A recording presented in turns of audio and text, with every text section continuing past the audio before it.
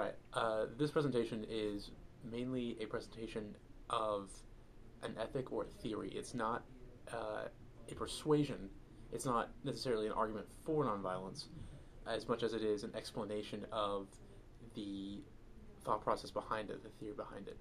Uh, First off, a definition of what nonviolence is. Nonviolence, it's not pacifism. It's not a rejection or a refusal of conflict and a struggle. It's the idea that violent conflict not only lowers quality of life, not only is ethically and morally wrong, but it is also less effective than nonviolent struggle. And the nonviolent struggle includes protests. It includes petitions, strikes, even down to sabotage. Although that's a grayer area.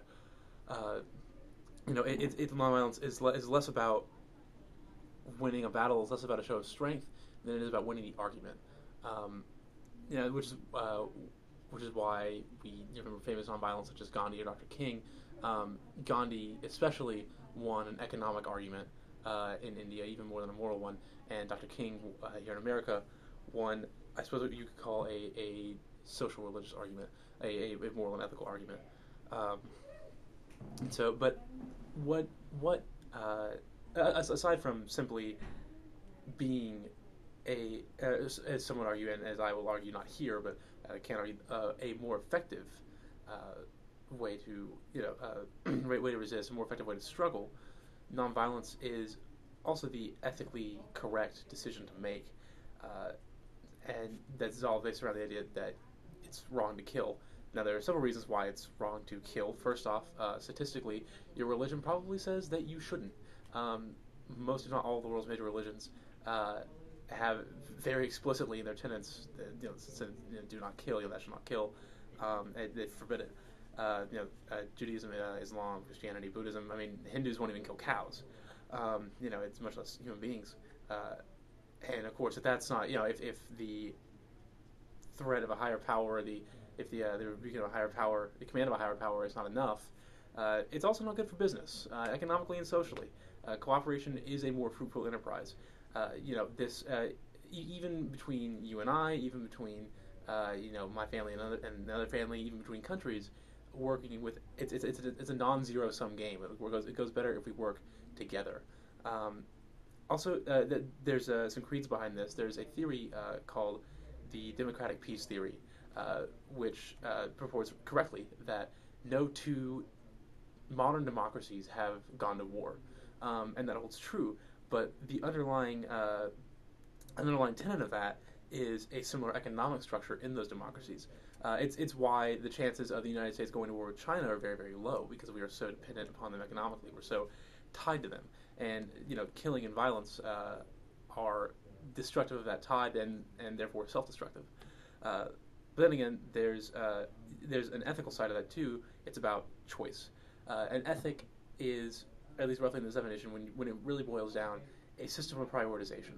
It's what you want to put first. It's how you order your values, uh, and the ethic behind nonviolence is that killing, violence, harm is wrong above all things.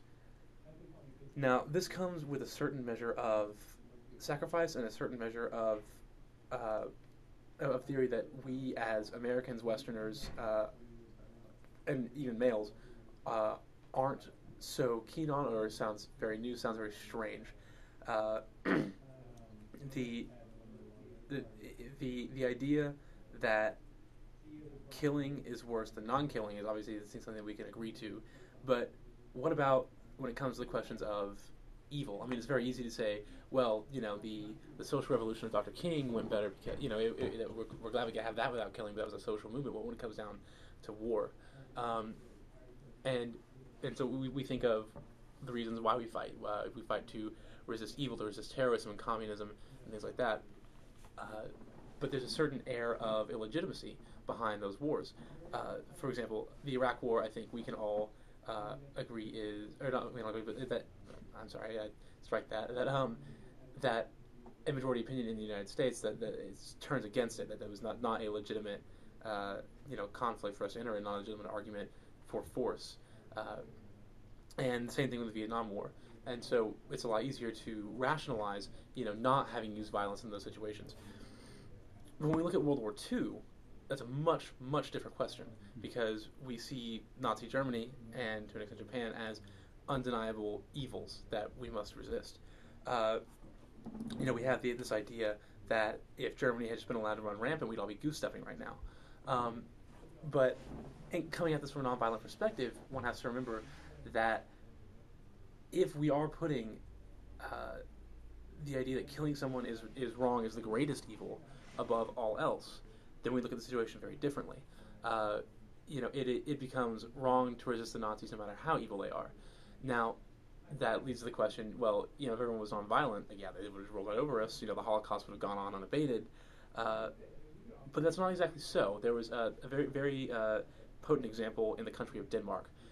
Denmark offered very little resistance to the German invasion, but instead of fighting back, essentially organized, which is that's essential to any sort of nonviolent movement. They organized, and they by working slow, by various acts of sabotage, by general resistance and refusal to comply with Nazi demands, they were able to economically win an argument for the Germans to leave. Denmark was never liberated. The Germans simply backed out because it became too expensive to run. In addition, the majority of the Jews killed in the Holocaust did not come from Denmark. Fractionally were Danish Jews included in the Holocaust because the Danes just refused to give them up. They were working together.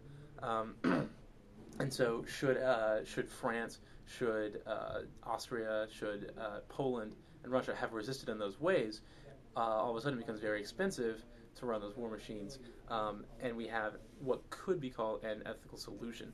Now, again, that's very strange for our Western American sensitivities to handle. It's very strange for us to wrap our minds around the fact that you would allow someone to run over, that you would allow certainly a certain amount of killing in the form of the Holocaust, or what have you.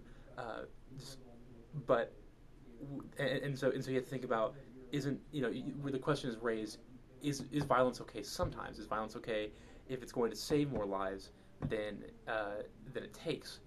And when you enter into that frame of argument, you are treating human lives in a sort of strange, macabre calculus. The flip side of, we can save more lives by, but that the flip side of the argument that because we intervened in World War II, we saved more lives, is the idea that if we strike first with our nuclear missiles, we're going to save more American lives. We're going to have more lives on our side than they're going to have on theirs. It leads to a lot of very unethical, very calculated, I think, decisions. It removes the human from the question, and so it's and there's also the fact that the idea that that peace, that arguments settled through violent conflicts lead to violence. I mean, we can see that explicitly in our century through World Wars 1 and 2, into the Cold War and all the proxy wars. But an agreement reached through peace is one that will stand. Of course, the harder side of that, the more difficult side of that to wrap our minds around, is that when peace is encountered with violence, it requires sacrifice. As a nonviolent, you must be willing to take a certain number of hits to your quality of life, to the people you love, to your life itself.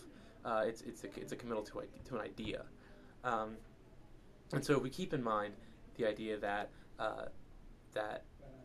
not killing is the most ethical choice, that there always is a choice, and we keep in mind an ability to make a sacrifice for that ethic, we would just sort of nonviolent mindset. Of course,